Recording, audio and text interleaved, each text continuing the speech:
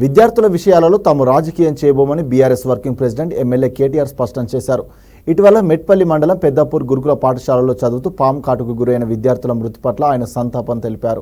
గురుకుల పాఠశాలలో పాము కాటుతో మరణించిన రాజన్న సిరిసిల్ల జిల్లా ఎల్లారెడ్డిపేట మండలం రాచర్ల బొప్పాపూర్ గ్రామానికి చెందిన అనిరుద్ కుటుంబ సభ్యులను బీఆర్ఎస్ నేతలతో కలిసి కేటీఆర్ పరామర్శించారు. బీఆర్ఎస్ పార్టీ తరపున బాధిత కుటుంబానికి 50,000 రూపాయల ఆర్థిక సహాయం అందజేశారు. అనంతరం కేటీఆర్ మాట్లాడుతూ రాష్ట్ర వ్యాప్తంగా ఉన్న గురుకుల పాఠశాలల ఆలన పాలన చూసే వారే కరువయ్యారని ఆరోపించారు. గత 8 నెలల్లో 36 మంది విద్యార్థులు మృత్యువాత పడ్డారని ప్రభుత్వ తీరు పట్ల మండిపడ్డారు. సుమారు 500 మంది విద్యార్థులు ఫుడ్ పాయిజన్ ఇతరతర కారణాలతో ఆసుపత్రుల పాలయ్యారన్నారు. 36 మంది విద్యార్థుల కుటుంబాలను ప్రభుత్వం ఆదుకోవాలని, వీలైతే కుటుంబానికి ప్రభుత్వ ఉద్యోగం ఇవ్వాలని డిమాండ్ చేశారు. ప్రభుత్వం మేల్కొని అన్ని పాఠశాలల ఆవరణలు వెంటనే శుభ్రపరచాలన్న ఆయన తల్లిదండ్రుల్లాగా 6.5 లక్షల విద్యార్థుల బాగోగుల బాధ్యతలను తీసుకోవాలని సూచించారు. ప్రభుత్వం జిల్లా అధికారులు ఎప్పటికప్పుడు పాఠశాలలను పర్యవేక్షించేలా 1-2 పాఠశాలలను దత్తత తీసుకునేలా ఆదేశాలు ఇచ్చి కడుపు కోతలు పోయే నిర్ణయాలు తీసుకోవాలన్నారు.